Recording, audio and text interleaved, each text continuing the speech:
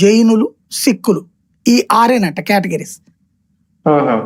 అదే సందర్భంలో వీళ్ళది వచ్చేటప్పటికి అట్లా షియాలు, సున్నీలు ఇట్లా లెక్క వేయట్లేదు. ఉమ్. షియా సున్నీ కంప్లీట్ డిఫరెంట్ కదా. అవును. హిందువుల్లోనేమో కులాల వారీగా లెక్క కట్టాలట, మిగతా మతాల్లోనేమో ఆ వర్గాల వారీగా లెక్క కట్టకూడదట. ఈ సంప్రదాయం ఏంటో అర్థం కాలేదు. చేస్తే వాళ్ళ దాంట్లో కూడా చేయాలి కదా. ముస్లింలో కూడా కులగణన చేయండి, లేదా వాళ్ళది వర్గగణన చేయండి. క్రైస్తవులో కూడా వర్గగణన చేయండి, తెలుసుద్ది కదా ఏంటనేటటువంటిది. అంటే నిజంగా చేస్తే చాలా మంది రిజర్వేషన్ కోల్పోతారేమో కదా సార్. రిజర్వేషన్లకి దానికి సంబంధం లేదు. ఎస్సీ ఎస్టీ రిజర్వేషన్ క్రిస్టియన్స్ లో మత గణన వర్గగణన అనేది చేస్తే చాలా మంది క్రిస్టియానిటీలో ఉన్న హిందువులుగానే చెప్పుకుంటా ఉంటారు. వాళ్ళ క్రిస్టియానిటీ అనేది చేరిస్తే వాళ్ళకి రిజర్వేషన్లు వర్తిస్తాయా? వాళ్ళు ఇప్పుడు కూడా కులం పేరే చెప్తారు. నేను అనేది ప్రొటెస్టెంట్స్, క్యాథలిక్లు ఇట్లాగా వాళ్ళకి ఎట్లాగ రిజర్వేషన్ లేదు.